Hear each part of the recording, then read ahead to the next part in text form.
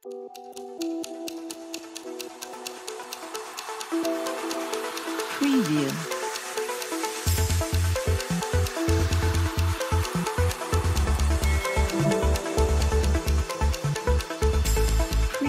बिस्मिल्लाहिर्रहमानिर्रहीम। अस्सलामु अलैकुम वरहमतुल्लाहि वबरकातुहू। औकात टीवी में अब्दुल जब्बार अंसारी आपकी खिदमत में हाजिर है। ख़वातीन व हज़रात, पिछले प्रोग्रामों में मैं आपको अरशद शरीफ शहीद के बारे में प्लान ए के मुतल्लिक़ बताया था और बताया था कि प्लान बी जो है, पहला प्लान था उनकी शहादत का और फिर था उसकी शहादत को गोल मोल कैसे करना, छुपाना कैसे है। तो उस सिलसिले में मैं आपको ये बताता चलूँ कि अब ये जो फैसल वावड़ा जो कि पाकिस्तान तहरीक इंसाफ के सीनियर रहनुमा थे, उन्होंने नेशनल प्रेस क्लब में अचानक प्रेस कॉन्फ्रेंस कर डाली और फिर उसकी दावत किसने दी? हुकूमत ने मीडिया को दावत दी कि वो इसको कवर करें। फिर उसकी कवरेज पीटीवी पर लाइव दी गई और सुबह तक दिखाई जाती रही। तो और वो बोल जो रहा था वो उसको स्क्रिप्ट पढ़ाया गया था कि ऐसे आपने करना है। तो बॉडी लैंग्वेज बंदे की बताती है कि फिलबदी बोल रहा है या इसको पढ़ाया गया है, दोनों में फ़र्क होता है। तो अब प्लान बी में इसकी तफसीलात कुछ जो मेरे जहन में आ रही हैं, मुझे जो लग रहा है कि फैसल वावड़ा की प्रेस कॉन्फ्रेंस के बारे में आगे बात करेंगे। अभी आपको ये बताता चलूँ कि आज़म सवाती जो कि सिटिंग सेनेटर हैं, उन्होंने पिछले दिनों प्रेस कॉन्फ्रेंस की थी अरशद शरीफ के घर के बाहर। और वो जब प्रेस कॉन्फ्रेंस करने आ रहे थे तो कह रहे थे आज बहुत बड़ी ख़बर दे रहा हूँ, आज बहुत बड़ी ख़बर देनी है। और वाकई उन्होंने जुमेरात तक कहा था कि अरशद शरीफ की तदफीन हो जाए तो फिर मैं ये बताऊँगा। तो अब उन्होंने बता दिया है कि उसको बरहना करने वालों में मेजर जनरल फैसल और ब्रिगेडियर फ़हीम शामिल हैं। अब सवाल ये पैदा होता है कि एक सिटिंग सेनेटर को बरहना करना, जो भी उसने कसूर किया है, क्या उसकी सज़ा बरहना करना था? अब इस पे मैं तो कहूँगा कि सुप्रीम कोर्ट को अज़ ख़ुद नोटिस लेना चाहिए और जो अस्करी क़यादत है वो इस पे जो है ना उनकी सज़ा का तयन करे कि देखें वो हर बंदा कानून के तहत है। कोई अब देखें हज़रत उमर रज़ी अल्लाह ताला अन्हो आधी दुनिया पर हुक्मरान हैं, खुतबा दे रहे हैं, तो एक सहाबी खड़ा होता है, वो कहता है जी माले गनीमत में से जो कपड़ा मिला है उस कपड़े का तो लिबास पूरा हमारा तो नहीं बना, आपका कैसे बन गया? तो उन्होंने ये नहीं कहा कि तुम कौन होते हो पूछने वाले, उन्होंने इसकी वजाहत की। उन्होंने अपने बेटे की तरफ इशारा किया और उन्हें कहा कि आप इसका जवाब दें। तो हज़रत उमर रज़ी अल्लाह ताला अन्हु के बेटे ने कहा कि मेरे हिस्से में माले गनीमत में जो कपड़ा आया था वो मैंने अपने वालिद को दे दिया, जिसके साथ इनका पूरा लिबास बन गया। उन्होंने वजाहत कर दी। वहाँ उसको जिसने सवाल किया था उसको किसी क़यादत ने नहीं उठाया, किसी ने गैब नहीं किया, किसी ने बरहना नहीं किया। तो भाई जब कानून के ताबे होता है ना कोई मुल्क, कोई कौम, इदारे, तब मुल्क तरक्की करता है, इदारे तरक्की करते हैं। तो हम गुफ्तगू कर रहे थे प्लान बी के हवाले से। अरशद शरीफ की शहादत जो है वो एक मुझे लगता है कि प्लान के तहत की गई है और उसमें प्लान ए मुकम्मल हो गया उनकी शहादत पर। प्लान दूसरा जो बी है वो ये है कि अब उसकी शहादत में जो मुलव्विस लोग हैं उनको कैसे सामने नहीं आने देना, मंसूबे का कैसे पता ना चले। तो एक होती है सामने बात आती है, एक आपकी छठी हिस्स आपको बताती है, एक कॉमन सेंस इंसान की बताती है। अब फैसल वावड़ा अपनी प्रेस कॉन्फ्रेंस में कह रहा है कि खुर्रम और वक़ार जो थे ये दो बंदे नैरोबी में जब अरशद शरीफ शहीद को कत्ल किया गया तो वो गाड़ी में मौजूद थे और गाड़ी के जो अंदर मौजूद थे उन्होंने उसको कत्ल किया है। अच्छा, वो बता ऐसे रहा था जैसे ये वहाँ मौजूद था या बाहर खड़ा था, देख रहा था। फीड किया गया था ना, जो फीड किया गया वही उसने बोलना है।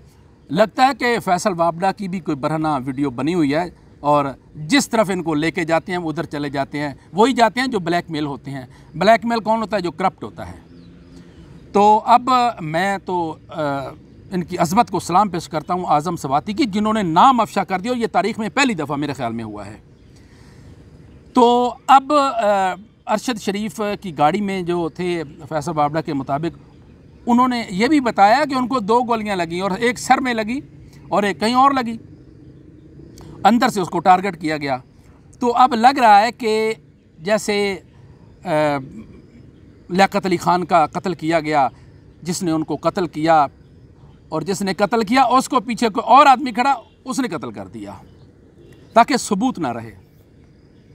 तो अब सबूत मिटाए जाने के इक़दाम किए जाएंगे और लग रहा है मुझे कि वक़ार और खुर्रम इनमें से अब किसी की बारी है, ताकि राज ना निकल जाए। देखिए वो तो इनके दोस्त थे।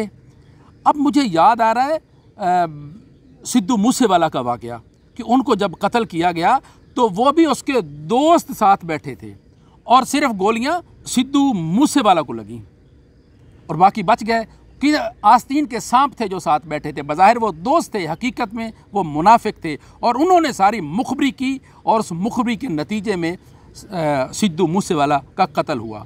तो अब लग रहा है कि अब बारी खुर्रम की और वक़ार की है। तो अगर उनको कत्ल कर दिया जाता है तो फिर किसी तहकीकात की मेरे ख़्याल में ज़रूरत नहीं, फिर सामने आ गया कि ये वाकई एक प्लान था और लग भी प्लान ही रहा है, जिसको मैं प्लान बी का नाम दे रहा हूँ। तो उधर आप देखें कि अरशद शरीफ शहीद की नमाज जनाजा अभी नहीं हुई और DGISI और DGISPR ये दोनों प्रेस कॉन्फ्रेंस कर रहे हैं। तो यकीन जानिए वहाँ नमाज जनाजा में हम शरीक थे तो वहाँ ख़वातीन रो रही थी। वो भी कह रही थी कि ये प्रेस कॉन्फ्रेंस का टाइम नहीं था, उनको आना चाहिए था, नमाज जनाजा में शरीक होना चाहिए था। तो उन्होंने प्रेस कॉन्फ्रेंस कर दी। बड़ा जल्दी जल्दी ये काम निपटाए जा रहे हैं। तो ये प्लान बी था जो मैंने आपको बताया। अब ये भी गर्दिश कर रही हैं कि अरशद शरीफ शहीद के कत्ल करने में इम्पोर्टेड हुकूमत के एक वफाकी वज़ीर भी मुलव्वस हैं। ये अफवाहें चल रही हैं और उन्होंने टारगेट किलिंग का एक स्क्वाड बनाया हुआ है जो इस तरह के काम करता है, जो उनकी मर्ज़ी के मुताबिक नहीं चलता फिर उसको वो रास्ते से हटा देते हैं। तो अब इसमें हकीकत क्या है, ये अफवाहें हैं। तो अब सोचना ये होगा कि क्या अरशद शरीफ शहीद को कत्ल करके उसके मिशन को रोका जा सकेगा? ये नहीं हो सकता।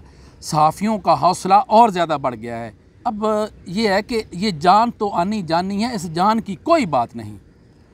मरना तो है और शहादत की मौत आ जाए तो सुभान अल्लाह, क्या बात है। अल्लाह ताला हम सबको शहादत की मौत दे, आमीन सुम्मा आमीन।